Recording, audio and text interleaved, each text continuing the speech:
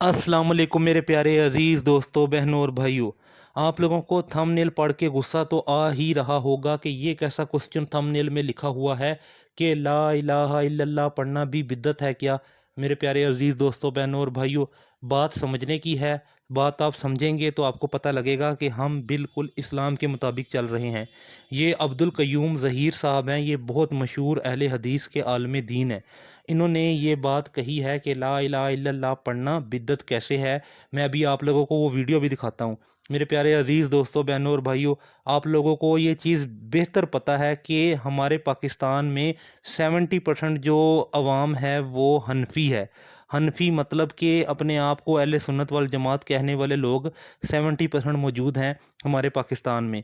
आप पाकिस्तान की लाहौर की किसी भी कॉमन मस्जिद में जाएंगे ना, वहाँ पे नमाज ख़त्म होते ही ये ज़िक्र शुरू हो जाता है, ला इलाहा इल्लल्लाहु ला इलाहा इल्लल्लाह, ये ज़िक्र शुरू हो जाता है। ये बहुत बेहतरीन ज़िक्र है, बहुत अफजल ज़िक्र है। और हदीस में आता है कि अफजल ज़िक्र ला इलाहा इल्लल्लाह है। ठीक है, यहाँ पर बात हो रही है कि ये बिद्दत कैसे बन जाता है। ये बिद्दत ऐसे बन जाता है कि हमारे प्यारे नबी सल्लल्लाहु अलैहि वसल्लम ने कभी भी फ़र्ज़ नमाज ख़त्म होते साथ ही ये ज़िक्र नहीं किया। ना किसी सहाबी ने किया, ना किसी ताबी ने किया, ना किसी तबा ताबी ने किया। किसी ने ये ज़िक्र नहीं किया।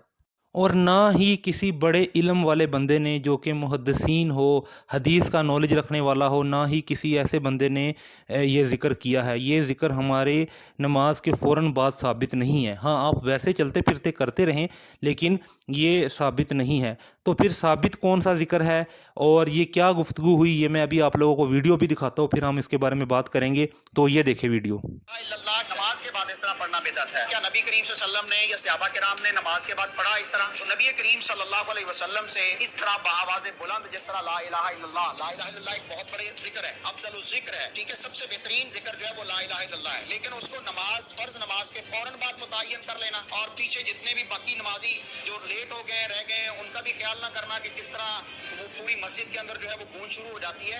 तो हम ये कहते हैं कि ये बिदअत है, सहाबा किराम ने नहीं किया, सलफ सालेहीन ने नहीं किया और नबी करीम सल्लल्लाहु अलैहि वसल्लम ने इसका हुक्म नहीं दिया।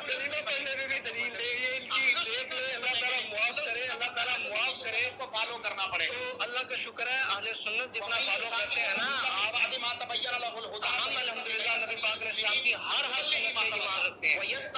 आपकी तरह गलत फतवे नहीं करते।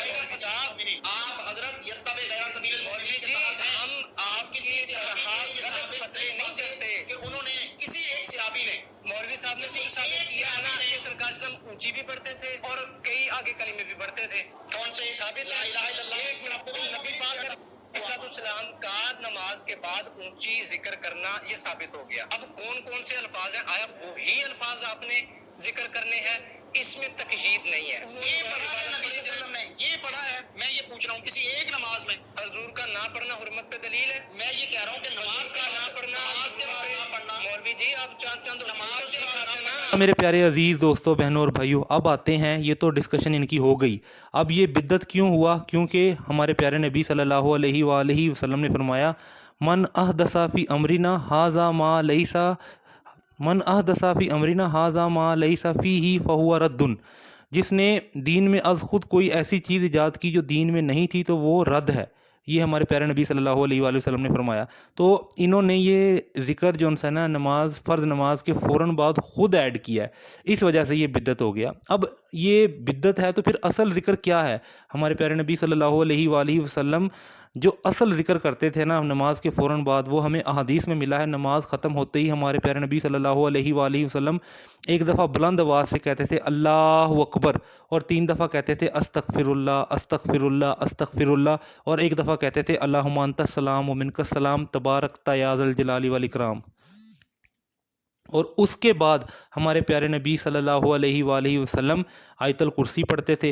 और फिर एक और दुआ है जो हमारे प्यारे नबी सल्लल्लाहु अलैहि वसल्लम ने फरमाया था, ये कभी ना छोड़ना। वो दुआ है अल्लाहुम्मा आइन्नी अला ज़िक्रिका व शुक्रिका व हुस्नी इबादतिक। और फिर एक दुआ और है जो साबित है, जो फ़र्ज़ नमाज के फ़ौरन बाद पढ़नी चाहिए। वो ये है, ला इलाहा इल्लल्लाहु वहदहु ला शरीका लहू लहुल मुल्कु व लहुल हम्दु व हुवा अला कुल्ली शैइन कदीर अल्लाहुम्मा ला मानिअ लिमा अतैत व ला मुअतिअ लिमा मनात मात वला यनफ़उ ज़ल जद्दी मिनकल जद। और एक और दुआ है जो हमारे प्यारे नबी सल्लल्लाहु अलैहि वसल्लम फ़र्ज़ नमाज के बाद पढ़ते थे, वो ये है ला इलाहा इल्लल्लाहु वहदहु ला शरीका लहु लहुल मुल्कु व लहुल हम्दु व हुवा अला कुल्लि शैइन क़दीर ला हौला वला कुव्वता इल्ला बिल्लाह ला इलाहा इल्लल्लाहु वला नाबुदु इल्ला इय्या लहुन नेमतु व लहुल फ़ज़लु व लहुस सनाउल हसनु ला इलाहा इल्लल्लाहु मुख़लिसीना लहुद्दीना वलौ करिहल काफ़िरून।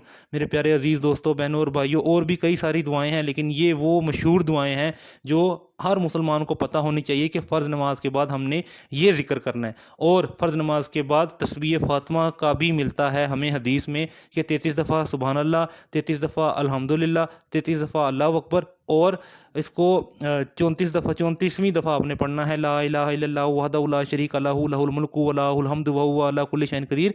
या 34 दफ़ा भी 34वें नंबर पर भी अल्लाहु अकबर पढ़ना है। ये है तस्बीह फ़ातिमा। ये फ़र्ज़ नमाज के अज़कार हैं जो हमें करने चाहिए, ना कि बुलंद आवाज़ से जो हम फ़र्ज़ नमाज के बाद ला इलाहा इल्लल्लाह शुरू कर देते हैं। ये किसी हदीस से साबित नहीं है, और ये बिद्दत अमल नमाज के फ़ौरन बाद करना होगा। वैसे ही ये ज़िक्र बिद्दत नहीं है, ये अमल नमाज के फ़ौरन बाद करना बिद्दत हो जाएगा। वैसे ही आप चलते फिरते ला इलाहा इल्लल्लाह का विर्द करते रहें, ये अफजल ज़िक्र है। तो यही चीज़ अब्दुल क़य्यूम ज़हीर साहब ने बताई है। उम्मीद करता हूँ कि आप सबको मेरी ये वीडियो समझ आई होगी। जज़ाकुमुल्लाहु खैरा।